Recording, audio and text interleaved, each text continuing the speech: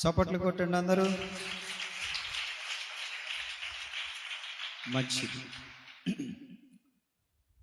కొద్దిసేపు దేవుని వాక్యాన్ని విందాం.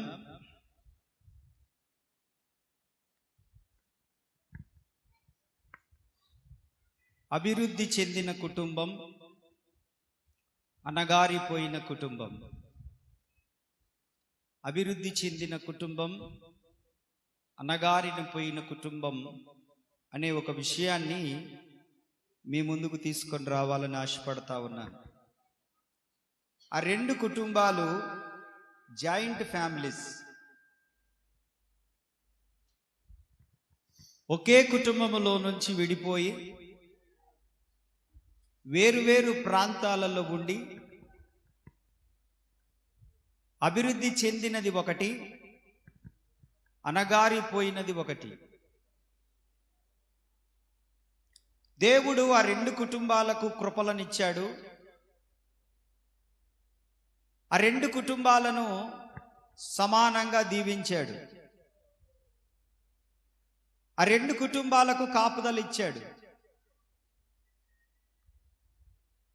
ఒక చోట నుండి మొదలైనటువంటి ఆ కుటుంబాలు రెండుగా విడిపోయి వారు తీసుకున్న నిర్ణయాలను బట్టి వారు ఏ విధమైనటువంటి అభివృద్ధిలోనికి, పతనావస్థలోనికి వెళ్ళారు.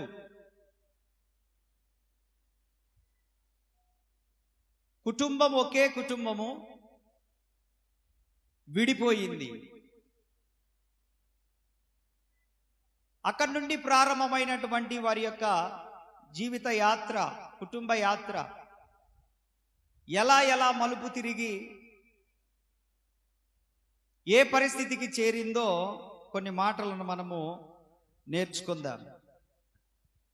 మనకు బాగా సుపరిచితమైనటువంటి వ్యక్తులు బైబిల్ గ్రంథంలో.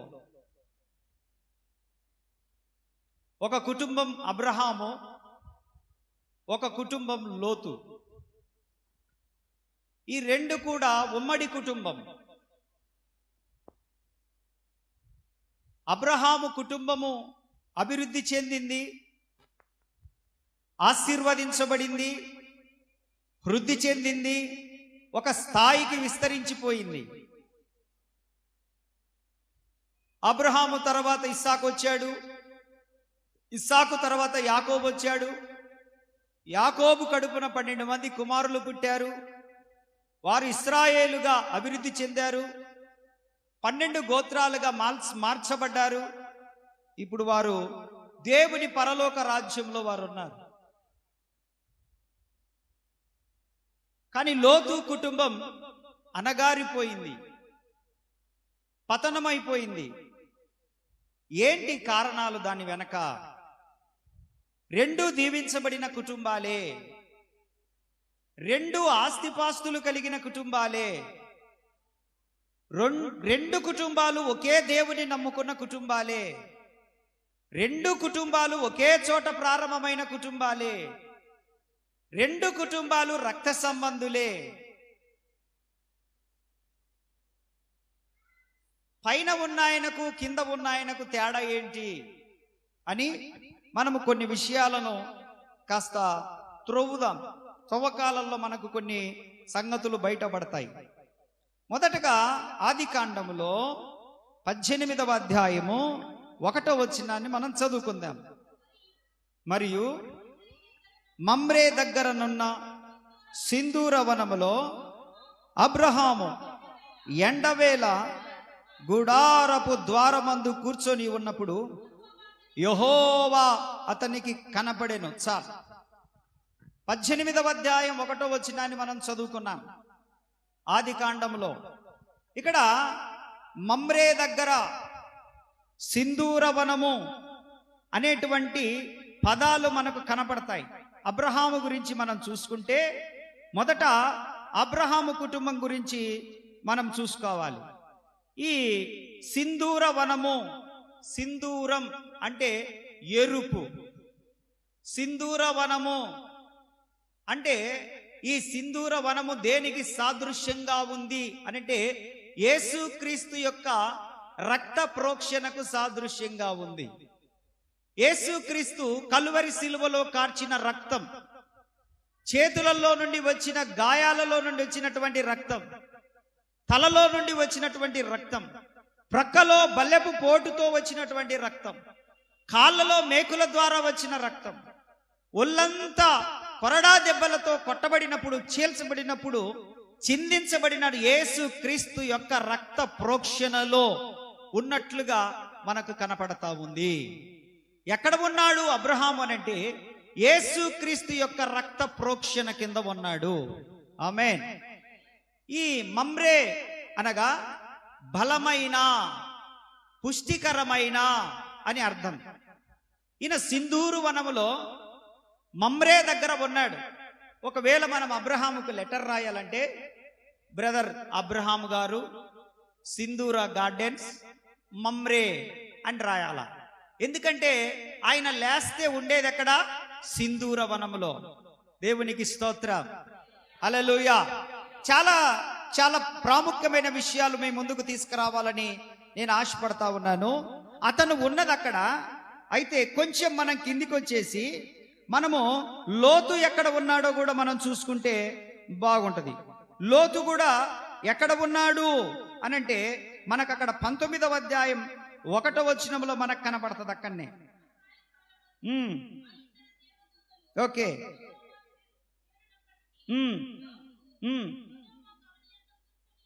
అది దేవునికి స్తోత్ర. ఆది కాండములోనే 19:1 చదువుకున్నాం. ఇప్పుడు ఆది కాండంలో 18:1 అబ్రహాము కనపడుతున్నాడు, 19:1 లోతు కనపడుతున్నాడు. లోతు ఎక్కడ ఉన్నాడనంటే ఊరి గవిని యొద్ద ఉన్నాడు. అబ్రహాం ఎక్కడ ఉన్నాడనంటే అతను సింధూర వనములో ఉన్నాడు. దేవునికి స్తోత్ర, హల్లెలూయా, హల్లెలూయా.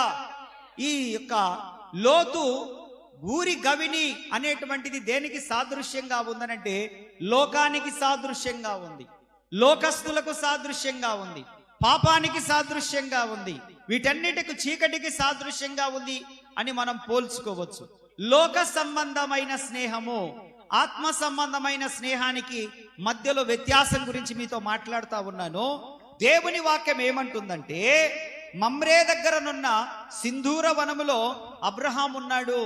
అబ్రహాము ఎవరితో సహవాసం చేస్తున్నాడనంటే దేవునితో. చెప్పండి. సంఘముతో, ప్రార్థనతో, పరిశుద్ధులతో, కూటాలలో, ప్రార్థనలో, దేవుని మందిరములో. అంటే అబ్రహాము యొక్క సహవాసము యేసుక్రీస్తు రక్తములో కడగబడిన బిడ్డలు ఎక్కడున్నారో అక్కడ సహవాసం, ఆయన రక్త ప్రోక్షణ కింద సహవాసం. ఆమేన్, ఆమేన్, హల్లెలూయా. చెప్పండి, హల్లెలూయా. కాబట్టి అందుకని అబ్రహాము గురించి మనం మాట్లాడుకుంటూ వస్తా ఉంటే అబ్రహాము ఆత్మీయ సహవాసం కలిగి ఉన్నాడు. ఆమేన్. ఏ సహవాసం కలిగి ఉన్నాడు? అబ్రహాము, చెప్పండి, అబ్రహాము ఆత్మీయ సహవాసములో ఉన్నాడు. ఇప్పుడు లోతు గురించి ఏంటంటే లోతు శరీర సహవాసములో ఉన్నాడు. ఎక్కడున్నాడు? అక్కడ ఉండడానికి వాస్తవానికి లోతుకి ఇష్టమేం లేదు. ఎందుకనంటే తను పెరిగిన పెంపకం ఆధ్యాత్మికమైనదే. తను ఉన్నటువంటి కుటుంబము జమీందారి కుటుంబం. అబ్రహాం మామూలోడా? వాళ్ళ పెదనాయన, లోతు యొక్క పెదనాయన అబ్రహాము. అబ్రహాము జమీందారు. అతను 900 మందిని పోషిస్తా ఉన్నాడు. ఒక్క పూట వాళ్ళ ఇంట్లో తినే జనాభా 900 మంది. స్తోత్ర. 318 మంది యుద్ధమునకు అలవర్చబడిన వాళ్ళు ఉన్నారు. వాళ్ళ పిల్లలు, వాళ్ళ మనవళ్ళు, వాళ్ళ కుటుంబము, వాళ్ళ భార్య, వాళ్ళ తల్లిదండ్రులు కలుసుకుంటే మొత్తము 900 మంది అంట ఒక పూట భోజనం చేసేది. దేవునికి స్తోత్ర. అటువంటి ఒక బలమైన కుటుంబంలో లోతు ఉండి చిన్న చిన్న కారణాల చేత తండ్రి నీ కాపరులకు నా కాపరులకు జగడం వస్తుంది కాబట్టి నేను వేరే చోటికి వెళ్ళాలనుకుంటున్నాను అని చెప్పి తను ఎంచుకొని, తను నిర్ణయం తీసుకొని తండ్రి దగ్గర నుంచి, బలమైన యోధుని దగ్గర నుంచి, బలమైన నాయకుని దగ్గర నుంచి, పోషించినటువంటి వాని దగ్గర నుంచి, ఆ స్థాయికి తీసుకొచ్చిన వాని దగ్గర నుంచి, అంత స్థితిలో ఉంచిన వాని దగ్గర నుంచి సమానమైన ఆస్తి వచ్చేంత వరకు ఉండి, ఆ తర్వాత లోతు ఏం చేశాడంటే ఆ చోటును విడిచిపెట్టి ఉమ్మడి కుటుంబంలో నుంచి బయటికెళ్ళి నేను స్వతహాగా బ్రతకాలనుకొని బయటికి వెళ్ళిపోయి లోకములో బ్రతుకుతా ఉన్నాడు. లోక స్నేహము చెప్పండి, ఎక్కడ బ్రతుకుతున్నాడు? వాల్యూస్ మర్చిపోయాడు, సహవాసం మర్చిపోయాడు, దేవునితో ఉండుట మర్చిపోయాడు, పరిశుద్ధులతో ఉండుట మర్చిపోయాడు, ప్రార్థనలో కూర్చున్నట మర్చిపోయాడు. దినదినం అతనికి అక్కడ ఉండడానికి ఇష్టం లేకపోయినా కూడా పేతురు రాసినటువంటి రెండవ పత్రికలో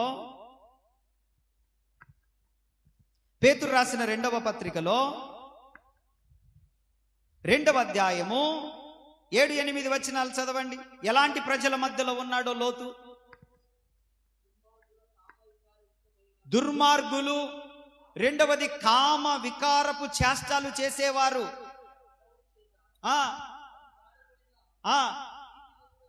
నీతి మంతుడగు లోతు. చదువునా? ఆ నీతిమంతుడు వారి వద్ద, ఎవరి వద్ద?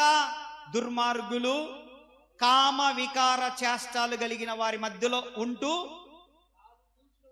తాను చూచిన వాటిని బట్టి, వినిన వాటిని బట్టి, వారు ఎలాంటి వాళ్ళట?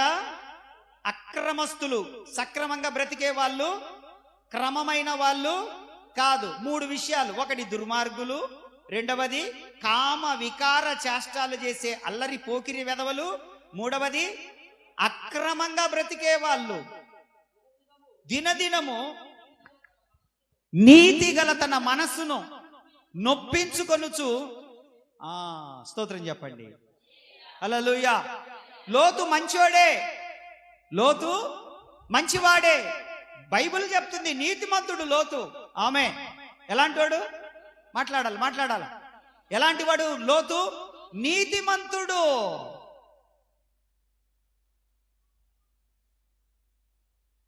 దుర్మార్గుల మధ్యలో ఉండడం లోతుకి ఇష్టం లేదు. కామ వికార చేష్టాలు చేసేవారి మధ్యలో ఉండడం లోతుకి ఇష్టం లేదు. అక్రమంగా బ్రతుకుతున్న వారి మధ్యలో కూడా ఉండడం లోతుకు ఇష్టం లేదు. అయినా తన మనసు రోజు చెప్తుందంట, లోతు ఇక్కడి నుంచి వద్దు పద. అసలు నువ్వు ఎలాంటి కుటుంబంలో నుంచి వచ్చావు?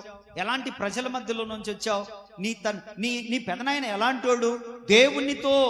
దేవునితో అనుదినము మాట్లాడేవాడు. నీ పెదనాయన ఎలాంటి వాడు? నీ తండ్రి ఎలాంటి వాడు? అనంటే దేవునికి స్నేహితుడు. నీ తండ్రి ఎలాంటి వాడు? యుద్ధములు చేయగలిగిన వాడు. నీ తండ్రి ఎలాంటి వాడు? నీకు క్షేమ స్థితిని కలగజేసేవాడు. నీ తండ్రి ఎలాంటి వాడు? నిన్ను హక్కున చేర్చుకునేవాడు. అలాంటి తండ్రిని విడిచిపెట్టి నువ్వు దూరంగా వచ్చి సాధించింది ఏంటి? అలాగని ఏదైనా మంచి ప్రజల మధ్యలో బ్రతుకుతున్నావా అంటే లేదు. వాళ్ళు నీకేమైనా క్షేమకరమైన వాళ్ళ అంటే కాదు. వాళ్ళు ఏమైనా నీకు ప్రొటెక్షన్ ఇస్తారా అంటే కాదు. వాళ్ళు నీ కొరకు ప్రార్థన చేస్తారా అంటే దుర్మార్గులని చెప్తుంది వాక్యము.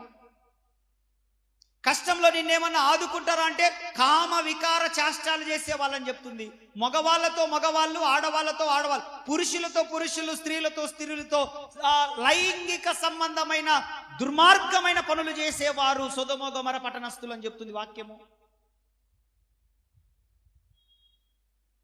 మనసు చెప్తుంది, హృదయం చెప్తుంది లోతుకి, లోతు ఈ ప్రాంతాన్ని విడిచిపెట్టు, లోతు ఈ స్నేహాలు విడిచిపెట్టు, లోతు వీరిని విడిచిపెట్టు, లోతు ఈ పట్టణాన్ని విడిచిపెట్టు, లోతు ఇది చాలా భయంకరమైనది, ఇది గతించిపోతుంది, ఇది లోకము. దినదినము నొప్పి కలుగుతున్నా కూడా ఆ ప్రాంతాన్ని విడిచిపెట్టలేదంట. అంతే ఉందా? దినదినము నొప్పి కలుగుతున్నా కూడా. స్తోత్ర, హల్లెలూయా. ఉదాహరణకి మీకు ఒక మాట చెప్తాను. ఉదాహరణకి ఇప్పుడు కారు ఉంది, మన కారు ఉంది. కారులో మనం స్టార్ట్ చేసుకొని ముందుకు వెళ్తా ఉంటుంటే మనం బెల్ట్ పెట్టుకోలేదనుకో, అది ఏం చేస్తుంది?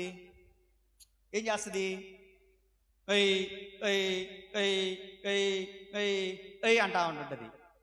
ఎంతసేపు కొట్టుకుంటుంది అది? బెల్ట్ పెట్టుకో అంటది. ఒక 5 నిమిషాలు కొట్టుకుంటుంది, ఆగిపోద్ది. అంతేనా కదా? మనస్సాక్షి కూడా అంతే. చెప్పినంతసేపే చెప్తుంది, అది తర్వాత ఆగిపోద్ది. మరలా ఒక అరగంట ఆగినాక మళ్ళీ అది కొట్టుకుంటుంది. బెల్ట్ పెట్టుకో, బెల్ట్ పెట్టుకో, సీట్ బెల్ట్ పెట్టుకో. అది హార్న్ కొడుతుందంటే అర్థం ఏంటి? ఏమని చెప్తుంది అది? సీట్ బెల్ట్ పెట్టుకో, ప్రమాదంలో పడకుండా సీట్ బెల్ట్ పెట్టుకో. మళ్ళా ఆగిపోద్ది. మనస్సాక్షి కూడా అంతే. మనస్సాక్షి కూడా అంతే. తప్పు చేయొద్దు, పాపం చేయొద్దు, దూరంగా పారిపో, లోక స్నేహం వద్దు, లోక సహవాసం వద్దు, దుర్మార్గులతో వద్దు, కామ వికార చేష్టాలు చేసే వాళ్ళతో వద్దు, పనికి మళ్ళా మాటలు మాట్లాడే వాళ్ళ దగ్గర కూర్చోవద్దు, అలా ఉండొద్దు, ఇలా ఉండొద్దు అని చెప్పి ఆగిపోద్ది. అది చెప్పినప్పుడే నీవు మారు మనసు పొందాలి. ఆమేన్. హల్లెలూయా, హల్లెలూయా. లోక స్నేహము ప్రమాదం అని తెలిసి కూడా చాలా మంది వాటిని విడిచిపెట్టట్లేదు. ప్రమాదకరమైన ప్రయాణాలు ఆధ్యాత్మిక జీవితంలో.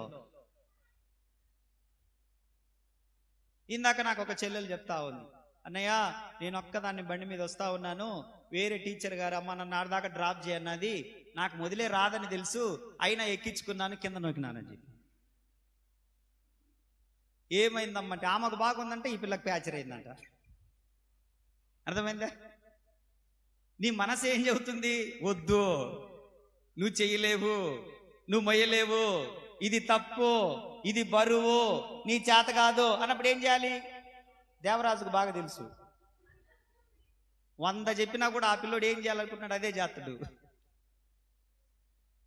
మనస్సాక్షి మాట వింటే బాగుపడిపోతారు అంతే. స్తోత్రం చెప్పండి. హల్లెలూయా. ఇక్కడ నేను ఏం చెప్పడానికి ప్రయత్నిస్తున్నానంటే, అబ్రహాము యొక్క కుటుంబం అభివృద్ధి చెందడానికి, వృద్ధి చెందడానికి, ఆశీర్వదించబడ్డానికి, ఒక స్థాయికి వెళ్ళిపోవడానికి గల కారణం ఏంటనంటే, అతను దేవుని రక్త ప్రోక్షణ కింద ఉన్నాడు.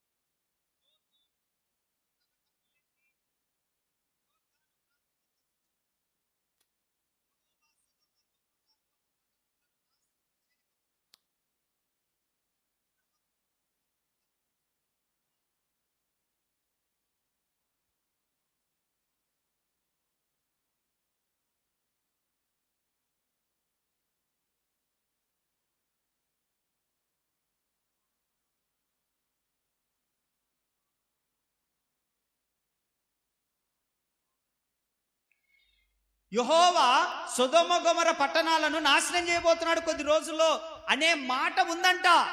ఆ విషయం కూడా ఎవరికి తెలుసు? లోతుకు తెలుసు. నాశనం అయిపోతాడని తెలుసు. ఆ పట్టణాలు నాశనం అయిపోతాయని తెలుసు. జంట నగరాలు నాశనం అయిపోతాయని తెలుసు. ఆ ప్రజల పాపము ఆకాశమును తాకి వెళ్ళిపోయిందని తెలుసు. ఏదొక రోజు అగ్ని గంధకములు భూమి మీదకి వస్తాయని తెలుసు. అది నాశనం చేస్తాడని తెలుసు. అయినా దినదినము తన నీతి గల మనస్సును నొప్పించుకొనొచ్చు అక్కడనే ఉండిపోయాడంట. అప్పుడన్నా బయటికి వచ్చింటే, తెలిసినప్పుడైనా అమ్మో వీళ్ళతో తిరిగితే ప్రమాదము, వీళ్ళతో తిరిగితే నాకున్న రెప్యుటేషన్ కూడా పోద్ది, నాకున్న మంచితనం కూడా పోద్ది, నాకున్న విలువలు కూడా పోతాయి, కాబట్టి వీళ్ళతో నిదానంగా కట్ చేస్తే మంచిది అనుకుంటే మంచిది కదా, అవునా కాదా? ఏం చేయాలి? అలాంటి వారితో నెమ్మదిగా కట్ చేయాలి. అమ్మో ఇలాంటి పని చేస్తే ఏదో ఒక రోజు బయట పడితే అసలు నాకు సంఘంలో విలువ ఉండదు, కుటుంబంలో విలువ ఉండదు, బయట విలువ ఉండదు, ఇట్లాంటి దొంగ నాటకాలన్నీ ఆపేద్దాం నెమ్మదిగా ఆపేసుకుంటే మంచిది కదా. స్తోత్రం చెప్పండి. చెప్పాలి. పాపాన్ని దినదినము దానితో సహవాసాన్ని విడిచిపెట్టుకుంటూ దూరపరుచుకుంటూ పాపానికి నెమ్మదిగా దూరంగా బ్రతకడానికి ప్రయత్నిస్తే మంచిది కదా. స్తోత్రం చెప్పండి. హల్లెలూయా. హల్లెలూయా. నొప్పించుకోవడం ఎందుకు? మనస్సాక్షి చెప్తున్నా కూడా, గద్దిస్తున్నా కూడా, అది నాశనం అయిపోతుందని తెలిసినా కూడా అక్కడనే ఉండడం అవసరమా? యోహాను మొదటి పత్రిక 2వ అధ్యాయం 17వ వచనం తీయండి. ఇట్ వాజ్ డిక్లేర్డ్, చదవండి 2వ అధ్యాయం 17వ వచనం చదవండి. జాన్, 1 జాన్, లోకమును దాని ఆశయు గతించిపోవును గాని దేవుని చిత్తము చేయువాడు. ఆ చేతులెత్తి చెప్పండి హల్లెలూయా. అందరు చేతులెత్తి చెప్పాలి హల్లెలూయా. గణేష్ చేతులెత్తి చెప్పాలి హల్లెలూయా. బిడ్లారా, నేనేం చెప్పడానికి ప్రయత్నిస్తున్నానంటే, దేవుని వాక్యం అంటుంది, లోకమును స్నేహిస్తున్నావేమో, లోకములో ఉండాలనుకుంటున్నావేమో, లోకము శాశ్వతమైనది కాదు. బైబిల్ ఏం చెప్తుందంటే, లోకము దాని ఆశలు అన్ని గతించిపోయే రోజు ఒక రోజు రాబోతా ఉన్నాయి. కానీ దేవుని చిత్తము చేసే నీవు నేను నిలబడతాం నిరంతరము కూడా. దేవుని పిల్లలు నిలబడతారు, పరిశుద్ధులు నిలబడతారు, ప్రార్థనాపరులు నిలబడతారు, వాక్యాన్ని హృదయంలో చేర్చుకున్న వారు నిలబడతారు. సంఘము నిలబడుతుంది ఒక రోజున, నిరంతరము నిలబడబోతా ఉంది. సంఘము నిలబడుతుంది నిరంతరము. లోకము దాని ఆశ, లోకము లోక సంబంధులు, లోకము లోకమును ప్రేమించేవారు, లోకము లోకంలో బ్రతకాలనుకునేవారు, లోకము లోకాన్ని అనుభవించాలనుకున్న వారందరూ కూడా గతించిపోతారంట ఒక రోజున. హల్లెలూయా, హల్లెలూయా, హల్లెలూయా, హల్లెలూయా. లోక ఏదో ఉంది కదా, గౌరవములు గతించిపోవును ఈ లోకములో అంతయు. చచ్చిపోయినప్పుడు పాడే మోసుకొని పోయేటప్పుడు పాడుతుంటాడు. అప్పటిదాకా గుర్తురావి పాటలు. మరి ఏంటి, పరవాసిని నే జగమున ప్రభువా, సూపర్ సాంగ్ అది. కొట్టినైనా, పరవాసిని నే జగమున ప్రభువా, పరవాసిని. చప్పట్లో. నడచుచున్నాను నా దారి, నా గురి, గట్టిగా, నా గురి నీ దరినే చేరెదను, నేను నీ దరినే చేరెదను. ధన సంపదలు గౌరవములు గతించిపోవును ఈ లోకములో. ధన సంపదలు గౌరవములు ఈ లోకములో. పాపము నిండే జగములో, పాపము జగములో శాపము చేకూర్చుకొనే, లోకము శాపము చేకూర్చుకొనే, పరవాసిని నడచుచున్నాను నా గురి, నా గురి ఈ దరినే చేరెను.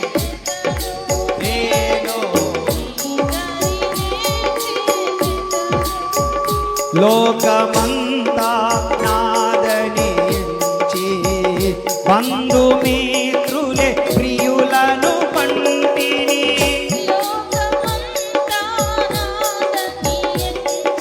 చప్పట్లు కొట్టాలి మరొకసారి. లోకమంతా నాదనించి బంధుమిత్రులే ప్రియులను పంటిని.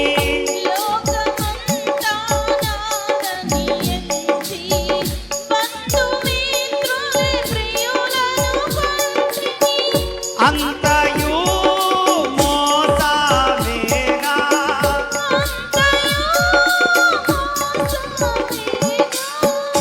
అంతయు మోసమేగా,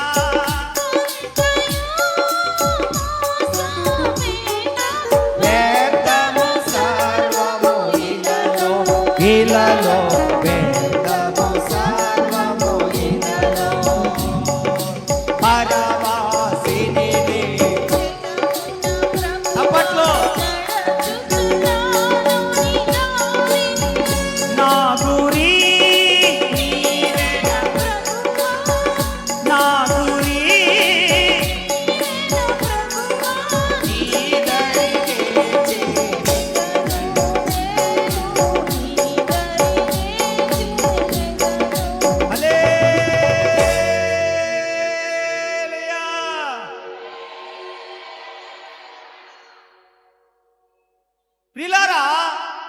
అబ్రహాము కుటుంబం అభివృద్ధి చెందడానికి కారణం ఏంటంటే యేసు రక్త ప్రోక్షణ కింద నిలబడ్డాడు, సహవాసములో ఉన్నాడు, దేవునితో సహవాసం చేశాడు, ప్రార్థనాపరుడయ్యాడు, దేవునికి స్నేహితుడయ్యాడు, కుటుంబాన్ని కట్టుకున్నాడు, దేవుని మాట విన్నాడు, అనుదినము దేవునితో మాట్లాడుతున్నాడు, అభివృద్ధి చెందాడు. కానీ లోతు ఎక్కడున్నాడు? లోక స్నేహంలోనికి వెళ్ళిపోయాడు, లోకములోనికి వెళ్ళిపోయాడు, దుర్మార్గులుండే చోటికి వెళ్ళిపోయాడు, కామ వికార చేష్టాలు చేసే వారి దగ్గరికి వెళ్ళిపోయాడు, అక్రమంగా బ్రతికే వారి దగ్గరికి వెళ్ళిపోయాడు. అది చూడడానికి ఎలా ఉందంట? చూచుటకు యోర్దాను వలె, చూచుటకు ఏదేను తోట వలె ఉందంట. పాపం బాగానే ఉంటది కొత్తలో. ఏంటండి? పాపము, లోకము అబ్బో భలే ఉంటది. పూర్తిగా దిగుతే కదా దాని సంగతి ఏందో తెలిసేది. దేవుని వాక్యం అంటుంది. అందుకే అపోస్తులైన పౌలయ్య గారు తిమోతికి రాసిన 2వ పత్రికలో 2వ అధ్యాయంలో 22వ వచనంలో ఓ చక్కని మాట మాట్లాడాడు. తిమోతికి రాసిన 2వ పత్రిక, అపోస్తులైన పౌలయ్య గారు తిమోతికి రాసిన 2వ పత్రిక 2వ అధ్యాయం 22వ వచనం. మైక్ తీసుకో. నీవే యవ్వనేచ్ఛల నుండి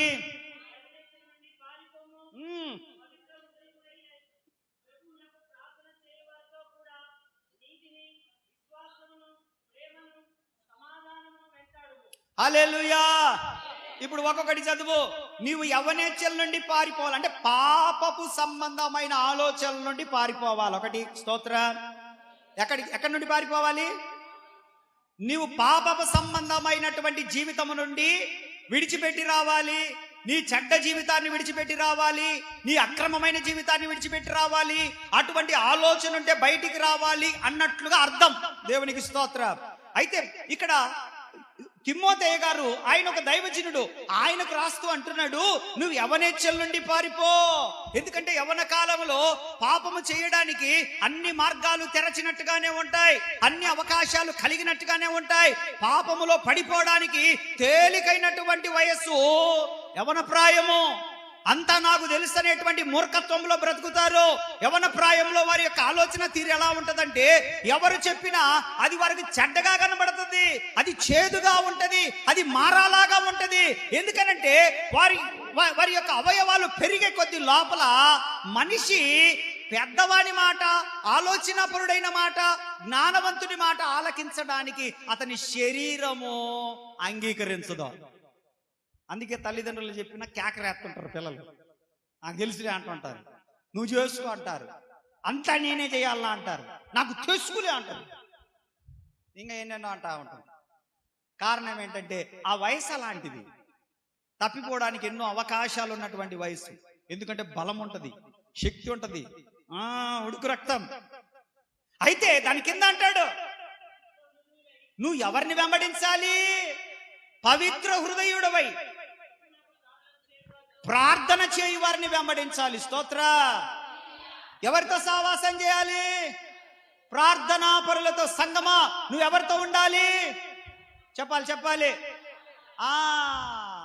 పల్లెలలో పన్నులకు పోతా ఉంటుంటారు, పొలాలకు వెళ్ళినప్పుడు ఏందేందో వ్యవహారాలు చేస్తుంటారు, పనికి మాల వ్యవహారాలు, పొలంలో చేసిన వ్యవహారాలు ఇంటికి నెత్తి మీదకి తెచ్చుకుంటారు, కొంతమంది కొంపల మీదకి తెచ్చుకుంటారు. నీ కోడలు నీ గురించి ఇట్టన్నదమ్మా, నేను షాక్ అయిపోయినమ్మా. ఆ ఎమ్మి పత్తి తీసుకుంటూ మిరగాయలు కోసుకుంటూ నీ మీద కార్యాలు మిరియాలు నూరుతా ఉంటుంటే నేను ఏందనుకున్నా, నీ బతుకంతా చెప్పిందిలేమ్మా నీ కోడలు ఆడ అన్నదంటే చాలు. నా సౌత్ ఏం చెప్పిందమ్మా, ఇది ఇంకా అద్దె ఇద్దే అని చెప్పేసి. నీ అక్క మామూలుగా ఉంటుందా? రేణుకక్క మామూలుగా ఉంటుందా? ఉండదా? ఇంకా గోసి పై గట్టిందనంటే, ఒరే నీ పిల్లం నా గురించి టన్నదంట, మొగుడికి చెప్పకుండా ఉంటుందా? అది ఎక్కడ పంచాయితీ? పొలంలో నోరు మూసుకొని మిరగాయలు కోసుకొని రాకూడదు, నోరు మూసుకొని పత్తి తీసుకొని రాకూడదు. ఆహా,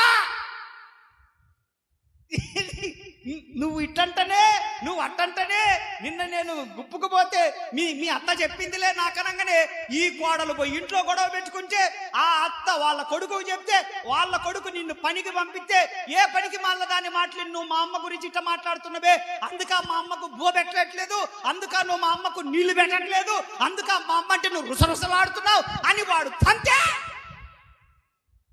బాగుంటుందా సంసారము? ఎక్కడి నుంచి వచ్చిన నీ సహవాసం గురించి మాట్లాడుతున్నానమ్మో. అమ్మ మీకు దండాలమ్మ తల్లి, పొలాలలో పొలం పని చేసుకొని రండి. హల్లెలూయా, స్తోత్రం చెప్పండి. హల్లెలూయా. ఆ పొలంలో వాటిని ఇంటికి తెచ్చుకొని ఇంటికాడదన్నుకొని మీ కుటుంబాలను ఎందుకు పతనం చేసుకుంటారమ్మా? ప్రార్థన చేయి వారితో సహవాసం చేయుదుముగాక, భక్తి చేయి వారితో సహవాసం చేయుదుముగాక, మంచి మాటలు మాట్లాడే వారితో. ఏందక్క మా అత్త ఏందో నీకు చెప్పిందంటనే, ఏందో అన్నదంటనే, చెప్పు అక్క నాకు ఇంటికి పోయినాక దాని సంగతి తేలుస్తా అని ఒకవేళ అన్నదనుకో, నువ్వేమనాలి?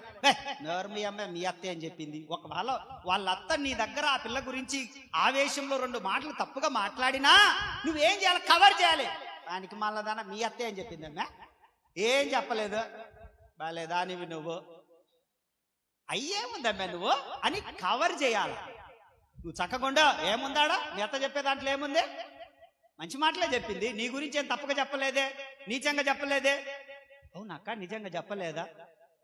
చెప్పలేదమ్మా, మీ అత్త ఏం చెప్పిందమ్మా నాకు. మరి ఎంత చెవులు కొరుకుతుంది నీకు నీ దగ్గర కూర్చొని, మేమేదో మాట్లాడుకుంటున్నాంలే అని చెప్పాలి.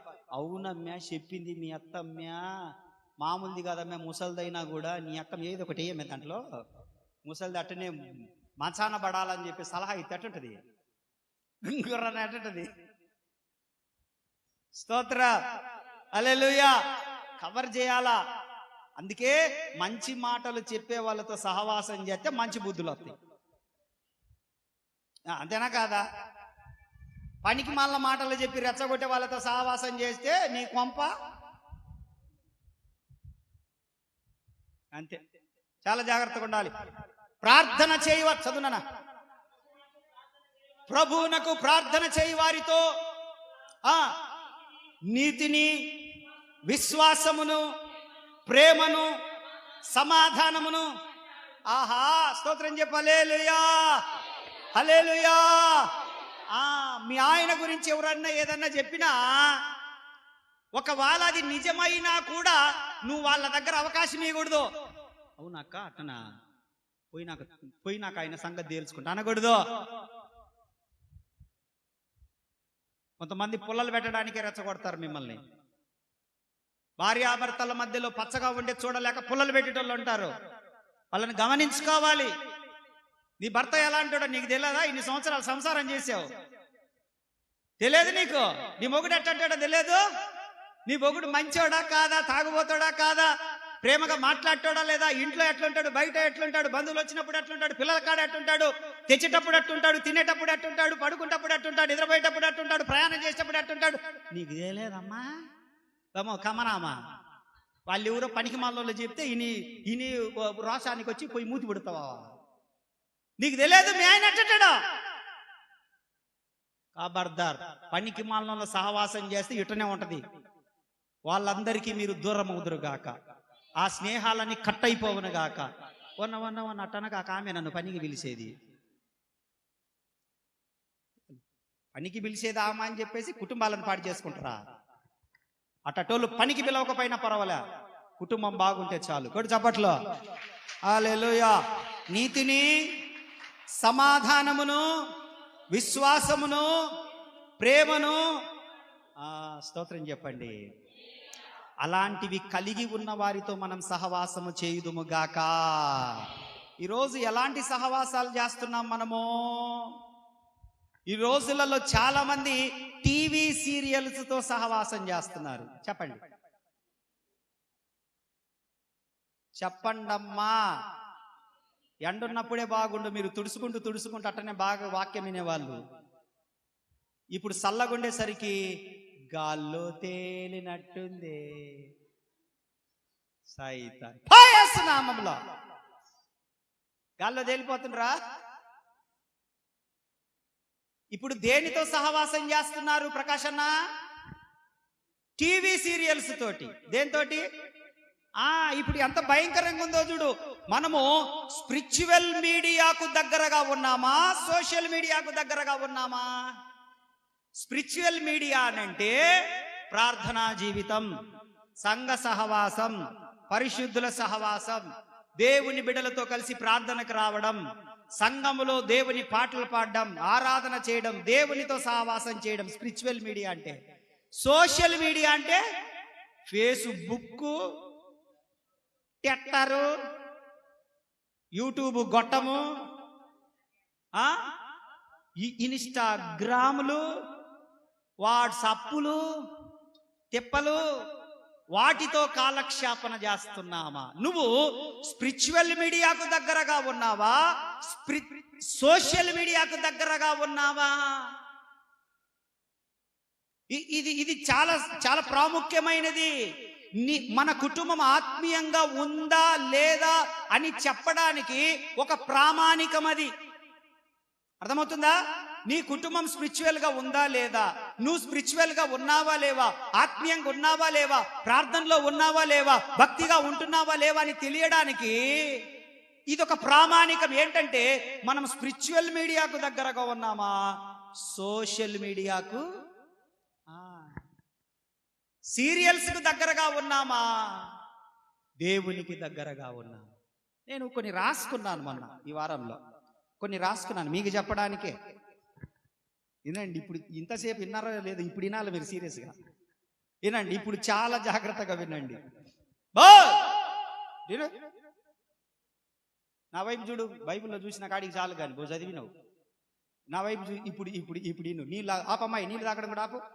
ఇప్పుడు ఇది చాలా సీరియస్గా వినాల నువ్వు. సురేష్ అన్న కూతురులే, విను, చాలా జాగ్రత్తగా వినండి, తర్వాత తాగుదు కానీ. పని మనిషి ఇంటి కోడలైతే ఎలా ఏడిపించాలనో రాజకుమారి సీరియల్ చూడండి. ఏంటంటే మామూలు విషయాలు కాదు ఇవి. పని మనిషి ఇంటి కోడలైతే ఎలా ఏడిపించాలో తెలియాలంటే రాజకుమారి సీరియల్ చూడండి. అన్నల కోసం భర్తను ఎలా జైలుకు పంపాలనో భార్య సీరియల్ చూడండి. అర్థమవుతుందా? ఏ సీరియల్ చూడాలి? నెక్స్ట్ కానివ్వండి మీరు. ఇంటి ఆడపడుచును ఎలా కష్టపెట్టాలో తెలుసుకోవడానికి అగ్నిసాక్షి సీరియల్ చూడండి. అత్తగారు కోడల్ని ఎలా చంపాలో తెలుసుకోవడానికి లక్ష్మీ కళ్యాణం సీరియల్ చూడండి. తండ్రి నుండి కూతుర్ని ఎలా వేరు చేయాలనో తెలుసుకోవడానికి కోయిలమ్మ సీరియల్ చూడండి. భర్త నుండి భార్యను ఎలా విడదీయాలనో, అబ్బా మంచి కాన్సెప్ట్ ఇది. భర్త నుండి భార్యను ఎలా విడదీయాలనో తెలుసుకోవడానికి కార్తీక దీపం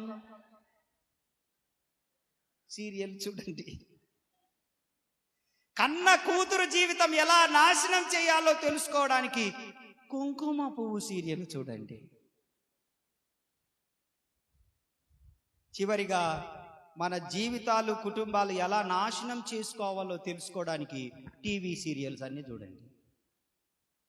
సరిపోద్దా? సిగ్గొచ్చిందేమన్నా? ఇటాడి చాలా చూసినాం. స్తోత్రం, స్తోత్రం చెప్పండి. హల్లెలూయా చెప్పాలి.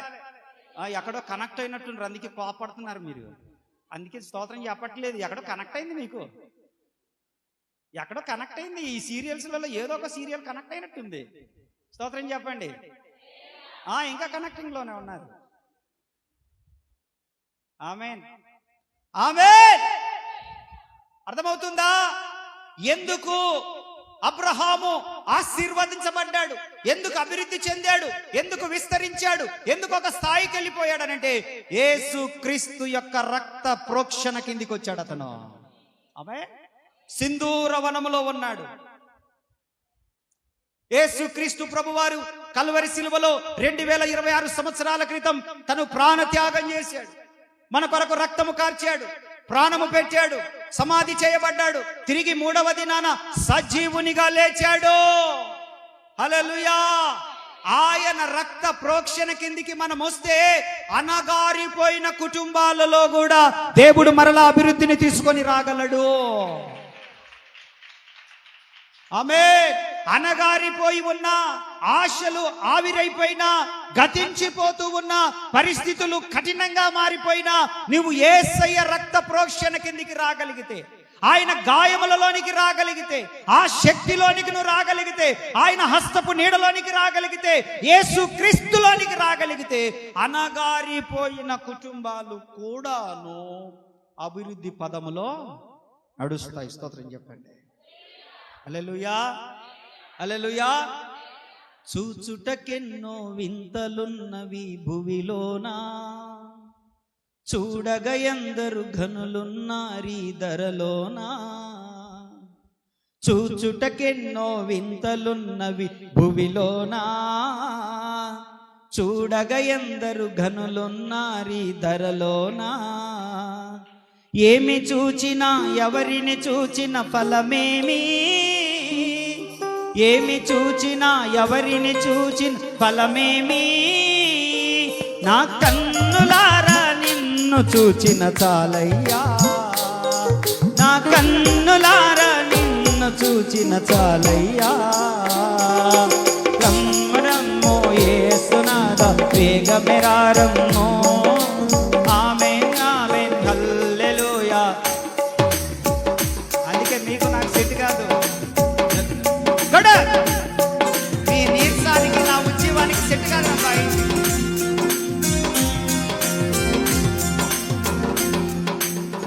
చూచుటకెన్నో వింతలున్నవి భువిలోనా, చూడగ ఎందరు ఘనులున్నారీ ధరలోనా. చూచుటకెన్నో వింతలున్నవి, చప్పట్లో, చూడగ ఎందరు. స్పీడ్గా, నీకు నాకు సెట్ కాదు అసలు. ఫాస్ట్గా. ఏమి చూచినా ఎవరిని చూచి, ఇది చూడరా, ఇది చూడరా కొట్టేటప్పుడు. ఏమి చూచినా ఎవరిని చూచినా ఫలమేమి, ఏమి చూచినా చూచిన ఫలమేమి. నా కన్నులారా నిన్ను చూచిన చాలయ్యా, నా కన్నులారా నిన్ను చూచిన చాలయ్యా. రమ్ము రమ్మో యేసునాథ వేగమెరారమ్మో. ఆమేన్, ఆమేన్, హల్లెలూయా, ఆమేన్, హల్లెలూయా. రమ్ము రమ్మో యేసునాథ. ఆమేన్, ఆమేన్, హల్లెలూయా. యేసయ్యా, నా యేసయ్యా, ఎప్పుడయ్యా నీ రాకడా. యేసయ్యా నిన్ను చూడ ఆశయ్యా, యేసయ్యా నిన్ను చూడ ఆశయ్యా. రావయ్యా యేసయ్యా, రావయ్యా యేసయ్యా రయమునా. రమ్ము రమ్ము.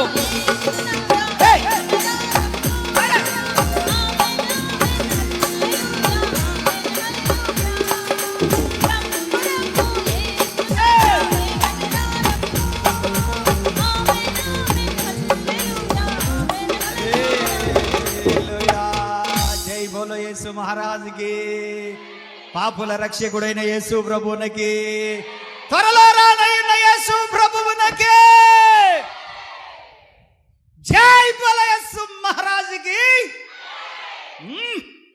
హల్లెలూయా, హల్లెలూయా. నా ప్రభువు నామములో మిమ్మల్ని దీవిస్తున్నాను.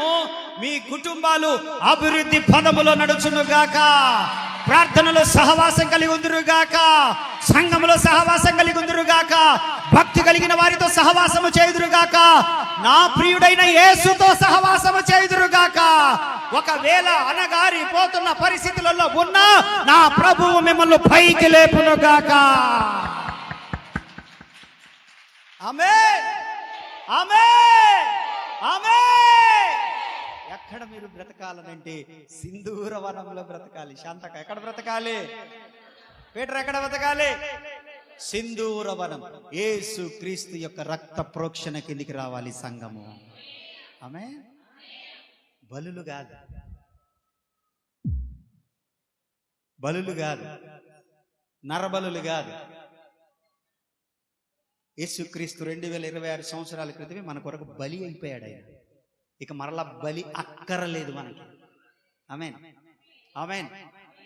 బలియు అర్పణ కోరవు నీవు, బలి అయితీవనా కొరకై సిలువలో. హల్లెలూయా, హల్లెలూయా, హల్లెలూయా. ఆయన బలులు కోరుకునేవాడు కాదు. ఆయన మన కొరకు బలి అయినవాడు. నీ రక్తాన్ని కోరుకునేవాడు కాదు, రక్తాన్ని ప్రోక్షించిన వాడు. ఆయన మనమల్లో ఆ బలిపీఠం పైన పెట్టమని చెప్పట్లేదు, ఆయనే బలిపీఠం మీద నిలబడి ఉన్నాడు. ఆయన మన కోసం, ఆయనే మన బలిపీఠం అయిపోయాడు. ఆయన కొట్టు చప్పట్లు, ఆయనే మన బలిపీఠం. నా జిహ్వ బలులు స్తోత్ర బలులుగా మారిపోయేనే, కృపా సత్య సంపూర్ణుడా సర్వలోకానికే.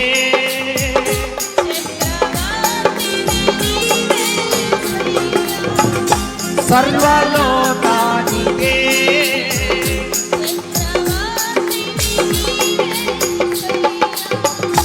నా సన్మానానికే మహనీయుడవు.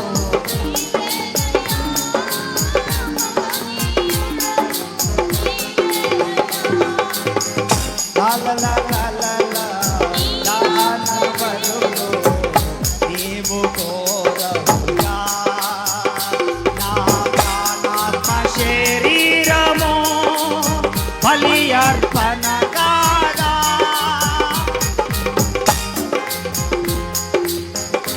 నా ప్రాణాత్మ శరీరము బలి అర్పణ కాగా. నా జిహ్వ బలులు స్తోత్ర బలులుగా మారిపోయేనే. నా జిహ్వ బలులు స్తోత్ర బలులుగా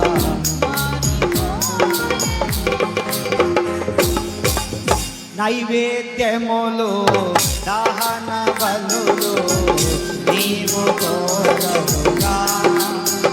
నైవేద్యములు దహన బలులు చప్పట్లో నా ప్రాణాత్మ శరీరము బలి అర్పణ. నా ప్రాణాత్మ శరీరము బలి అర్పణ కాగా. నా జిహ్వ బలులు స్తోత్ర బలులుగా ఉజ్జీవంగా. నా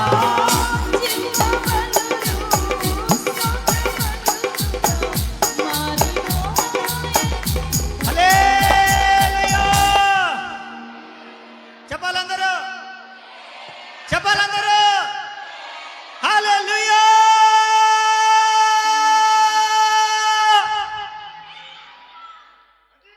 అజ్జే హల్లెలూయా. ఉద్యోగం అంటే అట్టుండాలి సంఘంలో. హల్లెలూయా, హల్లెలూయా.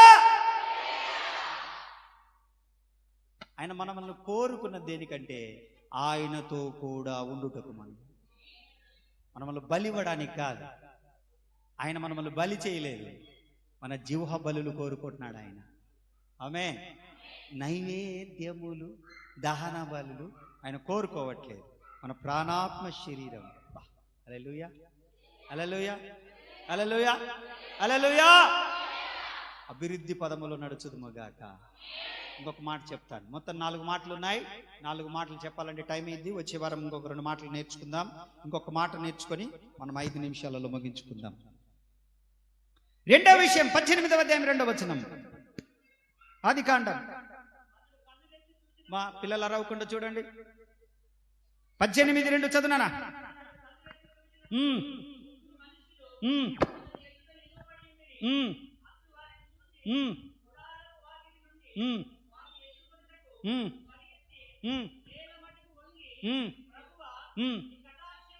దేవునికి స్తోత్రం కలుగును గాక. చేతులెత్తాలి, మీరు చేతులు ఎత్తకుండా చెప్తా ఉన్నారు. మరి ఇంత పొదుపా? డబ్బులు కాదుగా మిమ్మల్ని అడిగేది, స్తోత్రమేగా. చెప్పొచ్చుగా చేతులు ఎత్తి. చెప్పమానంతవరకు చెప్పరా? అదే కదా ప్రభు కోరుకుంటుంది. నేనేం కోరుకుంటున్నాను? కనికరమును, ప్రేమయు, న్యాయమునే కదా నేను కోరుకుంటున్నాను అంటున్నాడు ప్రభు. హల్లెలూయా. చెప్పొచ్చుగా మళ్ళా. ఒకటట అనొచ్చుగా ఇట ఒకట. హల్లెలూయా. దేవుని పిల్లలారా, అబ్రహాం విషయంలో దేవుడు మాట్లాడుతున్నాడు. చూద్దాం. అబ్రహాం విషయంలో అంటున్నాడు, అబ్రహాము కన్నులెత్తి చూచి. ఎవరు కనపడ్డారు? దేవుడు కనపడ్డాడు. ఎవరు కనపడ్డారు అబ్బాయ్? కన్నులెత్తి చూచినప్పుడు ఎవరు కనపడ్డారు? అబ్బా స్తోత్రం. హల్లెలూయా, హల్లెలూయా. అబ్రహాము కన్నులెత్తి చూస్తేనేమో యేసు ప్రభు కనపడ్డాడు. 13వ అధ్యాయం 10వ వచనం. లోతు కన్నులెత్తి చూస్తే ఎవరు కనపడ్డరు? ఒక్క మాట చెప్పి ముగిచ్చేస్తాను. లోతు తన కన్నులెత్తి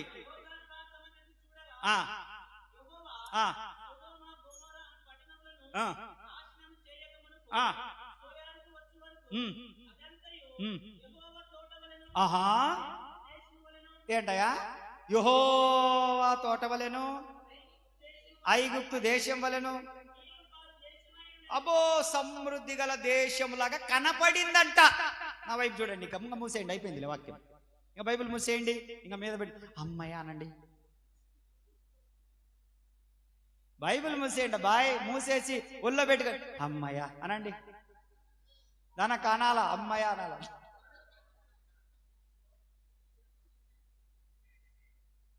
యేసు ప్రభు యొక్క కన్నులు బూదిగంతములు అంతా కనపడతాయి. నా కన్నులు సంఘం అంతా కనపడద్దు?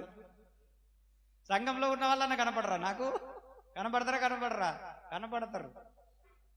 హల్లెలూయా.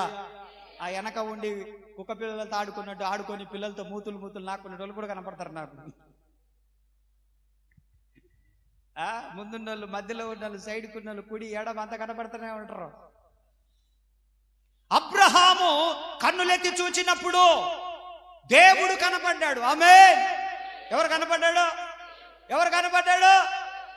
తన దృష్టి మొత్తము నిలువరమైన పట్టణము, పునాదులు కలిగిన పట్టణము, దేవుడు వాగ్దానం చేసిన పట్టణము, తాను ఉండబోయే పట్టణము, దేవుడు నన్ను తీసుకొని పోయే పట్టణము. అయ్యో నాకు కుమారుణ్ణి ఇచ్చినా ఇవ్వకపోయినా, నా కుటుంబం ఎలా ఉన్నా ఎలా లేకపోయినా, నేను ఒక దేశంలో ఉన్నా లేకపోయినా, పలు దేశాలకు దేవుడు నన్ను తీసుకొని వెళ్తూ ఉన్నా, ఒక చోట నాకు స్థిరము లేకపోయినా, దేవుడు నాకు ఇస్సాకుననే వ్యక్తిని ఇచ్చినా ఇవ్వకపోయినా, నాకంటూ ఒక పట్టణం ఉంది. ఆ పట్టణము కోసం నా కన్నులు ఎప్పుడు ఎత్తి ఉంటాను. అందుకోసం నేను భక్తి చేస్తాను. దాని వైపు నేను చూస్తాను. అది నేను ఉండబోయే స్థావరము, అది నేను ఉండబోయే నిలవరమైన గుడారము, అది నేను ఉండబోయే స్థానము. దేవుడు నా కొరకు ఒక పట్టణాన్ని కట్టిపెట్టి ఉన్నాడు. హల్లెలూయా, హల్లెలూయా. నీవు విశ్వాసివైతే, నువ్వు ప్రార్థనాపరురాలువైతే, నువ్వు ప్రార్థనాపరుడివైతే, నువ్వు దేవుని భయం కలిగిన వాడివైతే, నెల నెల బల్లలో పాలు పొందే పరిశుద్ధమైన హృదయం నీకుంటే, నీకు దేవుని భయము కడుపు నిండా ఉంటే, నీవు చూడవలసిందేందో తెలుసా? పునాదులు కలిగిన పట్టణము దేవుడు నీకు వాగ్దానం చేశాడు. రాకడ వాగ్దానం చేశాడు. 1000 ఏళ్ల పరిపాలన వాగ్దానం చేశాడు. యుగ యుగాలు ఉండబోయే నిత్యత్వాన్ని వాగ్దానం చేశాడు. నిన్ను అక్కడ ఉంచుతానంటా ఉన్నాడు.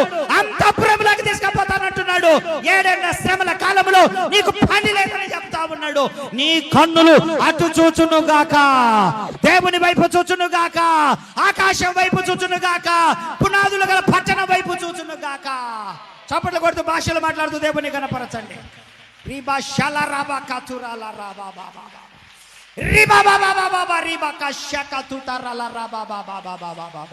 గట్టిగా చప్పట్లు కొడుతూ ప్రభువును స్తుతించు. పునాదులు కలిగిన పట్టణం నీ కొరకు ఎదురు చూస్తా ఉంది. మహిమ కలిగిన పట్టణం నీ కొరకు ఎదురు చూస్తా ఉంది. నిలువరమైన పట్టణం ఎదురు చూడబోతా ఉంది. సూర్యుడు లేని, చంద్రుడు లేని, కాంతిమయమై ఉన్నటువంటి 12 గుమ్మము కలిగిన పట్టణము, బంగారు వీధులు, 24 పెద్దల మధ్యలో, కోట్లాది దూతల మధ్యలో నీకు ఒక సన్మానం జరగబోతా ఉంది. నీకు ఒక కిరీటం ఇవ్వబడబోతా ఉంది. ఆ నిలువరమైన పట్టణము కొరకు ఎదురు చూచే సంఘముగా మార్చబడుదువుగాక, మార్పు చెందుదువుగాక, ఆ మార్పు నీలో కలుగునుగాక, ఆ రూపాంతరం నీలో కలుగునుగాక. రిబా బాబా బాబా రిబా షల రబాబా కతురల రబా బాబా బాబా.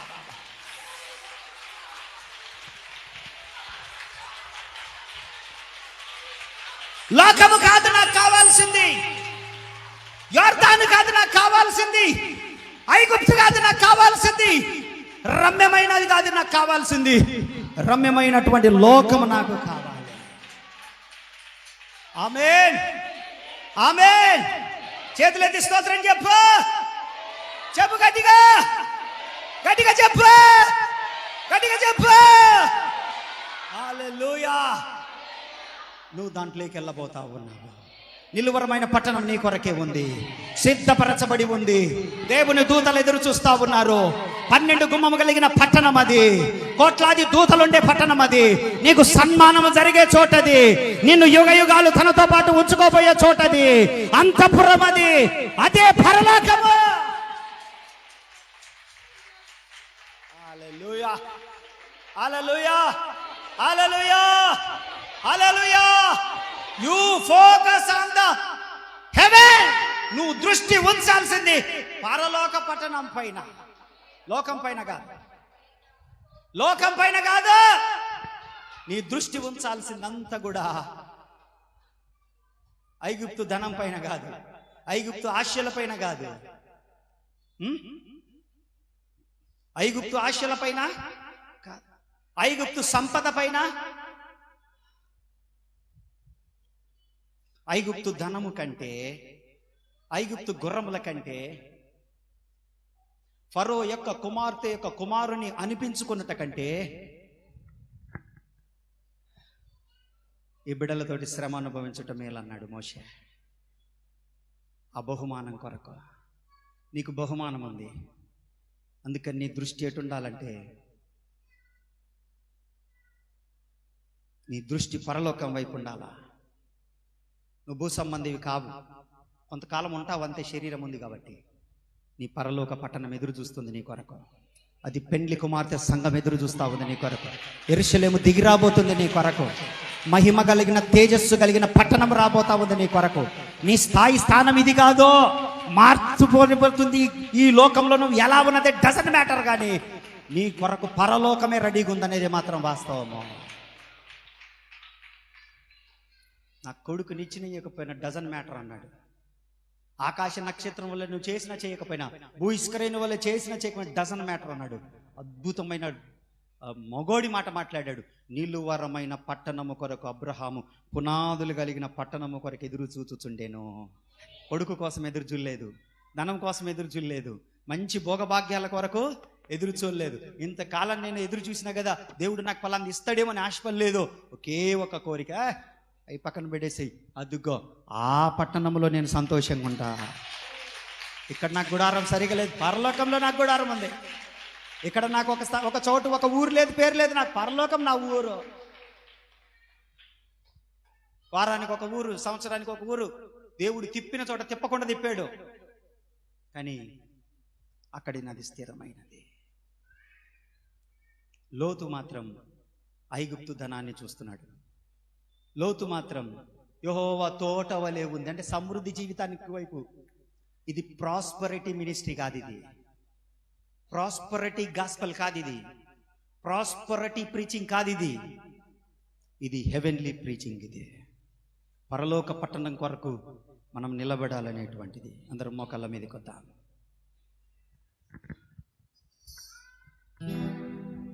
సౌందర్య సీయోనులో నీ మనోహరమైన ముఖము దర్శింతును, నీతోనే నా నివాసము, నిత్యము ఆనందము. సీయోనులో స్థిరమైన పునాది నీవు,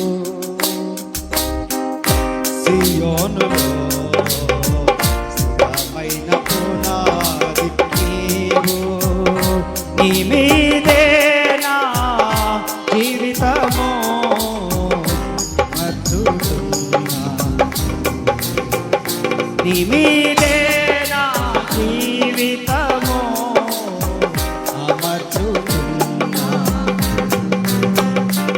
సియోనులో స్థిరమైన పునాది నీవు.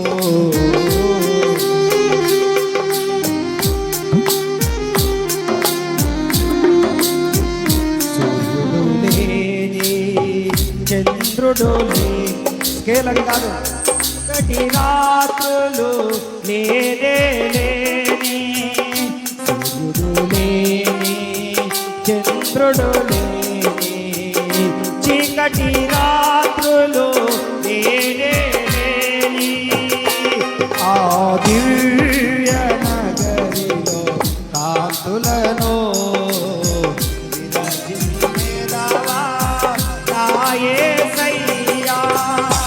ఆ దివ్య నగరిలో కాంతులను విరజిమ్మె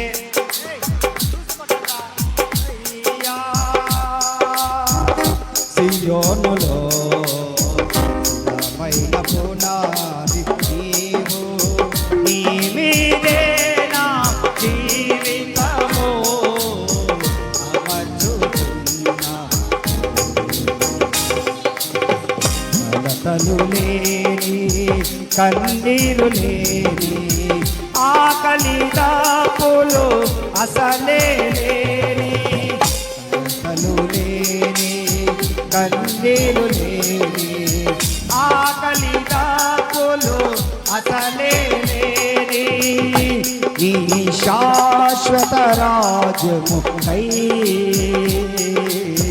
సమకూర్చుతున్నావా నా యేసయ్యా. నీ శాశ్వత రాజ్యముకై యేసయ్యా సమకూర్చుతున్నావా నా యేసయ్యా. నీ శాశ్వత రాజ్యముకై సమకూర్చుతున్నావా నా యేసయ్యా. నీ శాశ్వత రాజ్యముకై సమకూర్చుతున్నావా నా యేసయ్యా. సౌందర్య సియోనులో నీ మనోహరమైన ముఖము దర్శించును. సౌందర్య సియోనులో యేసయ్యా యేసయ్యా.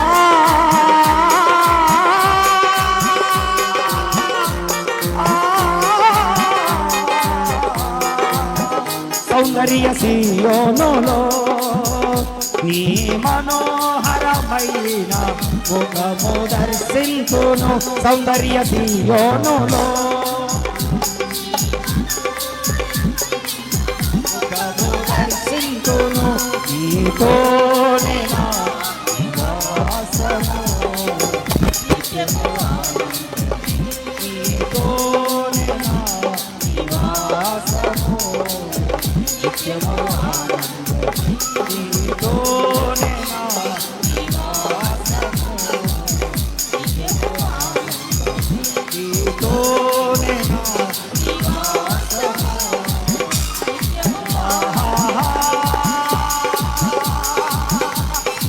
యేసయ్యా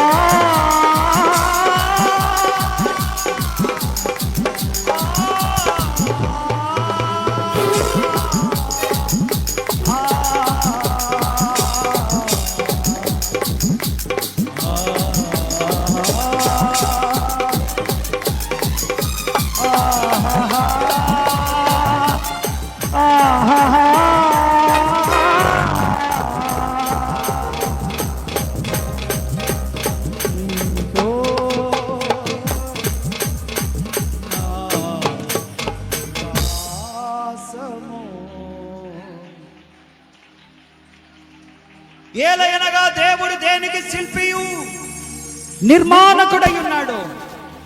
పునాదులు కలిగిన పట్టణము కొరకు అబ్రహాము ఎదురు చూచుచూ ఉండేను. నువ్వు దేని కొరకు ఎదురు చూస్తా ఉన్నావు? నీ కన్నులు దేని కొరకు ఆశపడతా ఉన్నాయి? లోకము కొరక, పాపము కొరక, అభివృద్ధి కొరక, లోక సంబంధమైన సంపద కొరక? నీ కన్నులు నా కన్నులు ఎదురు చూడవలసింది పునాదులు కలిగిన పట్టణము కొరకు ఎదురు చూడాలి. మనం ఉండబోయే నిలువరమైన పట్టణం అది, నివాస స్థలం అది. లోకానికి నీకు ఏంటి తేడా? ఒక్క మార్పు చెప్పు. అవిశ్వాసికి నీకు ఏంటి తేడా? ఒక్క తేడా చెప్పు. ప్రార్థనకు వచ్చే నీకు, ప్రార్థనకి రాని వారికి ఏంటి తేడా? ఒక్కటి చెప్పు. నీ మాటలకు, నీ స్నేహితుల మాటలకు ఒక్క తేడా చెప్పు. ఏంటి తేడా?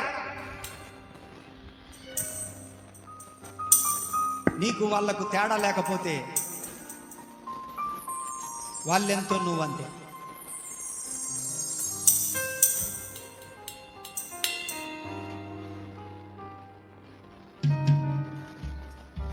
నీ సహవాసం ఎవరితో? నీ కన్నులు దేని వైపు? అబ్రహాము కన్నులు దేవుని వైపు ఉన్నాయి. నీ కన్నులు దేని వైపు ఉన్నాయి? ఏ మనిషి వైపు ఉన్నాయి? ఏ లోకపు పాపం వైపు ఉన్నాయి? ఏ చెడ్డతనాన్ని అనుభవించడానికి ఉన్నాయి నీ కన్నులు? ఏ దుర్మార్గత వైపు ఉన్నాయి నీ కన్నులు? అబ్రహాము కన్నులు మాత్రము దేవుని తట్టు తిరిగి ఉన్నాడు. పునాదులు కలిగిన పట్టణం వైపు ఉన్నాయి కన్నులు. అందుకే అభివృద్ధి చెందాడు, పొందుకున్నాడు, జనములకు ఆశీర్వాదంగా మార్చబడ్డాడు, విశ్వాసులకు తండ్రిగా మార్చబడ్డాడు. పరదేశుకు తన పేరే పెట్టబడింది, అబ్రహాము యొక్క భుజమని, అబ్రహాము రొమ్ము అని. పరదేశు కూడా అబ్రహాము పేరు పెట్టబడింది. నీ సంగతి ఏంటి? ప్రార్థనా పరులతో సహవాసం చేస్తున్నావా? భక్తి కలిగిన వారితోనే సహవాసం చేస్తున్నావా? చెప్పుడు మాటలుని జీవితాన్ని, ఆధ్యాత్మిక జీవితాన్ని పాడు చేసుకునే వారితో ఉంటున్నావా? ఒకే కుటుంబం, లోతుది అబ్రహాముది. చెప్పుడు మాటలు నీ విడిపోయాడు లోతు. సాధించింది ఏం లేదు, సహవాసాన్ని పోగొట్టుకున్నాడు. సంపాదించింది ఏం లేదు, భార్య ఉప్పు స్తంభమైంది, పిల్లలు వ్యభిచారులు అయిపోయారు. అతను సాధించింది ఏమి లేదు, ఒక్కడు మిగిలిపోయాడు జీవితంలో. ఏం పోగొట్టుకుంటున్నావు నీ జీవితంలో? సహవాసాన్ని పోగొట్టుకోవద్దు, సంఘాన్ని పోగొట్టుకోవద్దు, నీ కొరకు బాధ్యత కలిగిన దైవజనుని పోగొట్టుకోవద్దు, నీ కొరకు కన్నీరు గార్చే సేవకుని పోగొట్టుకోవద్దు. దేవుడు ఇక్కడ ఒక నిచ్చెన వేశాడు, దేవదూతలు ఎక్కుతూ దిగుతున్నారు. అట్లాంటి పరలోకపు గవిని ఇది. ఈ స్థలాన్ని పోగొట్టుకోవద్దు. స్వస్థతలు జరిగే చోటు ఇది, పోగొట్టుకోవద్దు. కంచె కలిగిన తోట ఇది, పోగొట్టుకోవద్దు. ఉన్నతమైన ఉపదేశము దొరికే చోటు ఇది, పోగొట్టుకోవద్దు. పోగొట్టుకోవద్దు. ఎవరెన్ని చెప్పినా పోగొట్టుకోవద్దు. పోగొట్టుకొని నష్టపోయిన వారు చాలా మంది ఉన్నారు. బాధపడుతున్నారు, ఏడుస్తా ఉన్నారు, కుమిలిపోతున్నారు. వారిలో నువ్వు ఒకరి వంటి వారిగా ఉండకూడదు. లోతుకు అబ్రహాముకు తేడా ఉన్నట్లు నీకు లోక సంబంధులకు తేడా కనపడాలి, నీకు భక్తిహీనులకు తేడా కనపడాలి, నీ మాటలకు, నీ స్నేహితుల మాటలకు తేడా కనపడాలి, నీ మాటలకు, అవిశ్వాసుల మాటలకు తేడా కనపడాలి. నీలో ప్రభు ఉన్నాడు, ఆయన రక్తం పనిచేస్తుంది, ఆయన కంచె నీ కుటుంబానికి ఉంది. తేడా కనపడాలి, తేడా కనపడాలి. Focus on the cross, because he was died on the cross for us.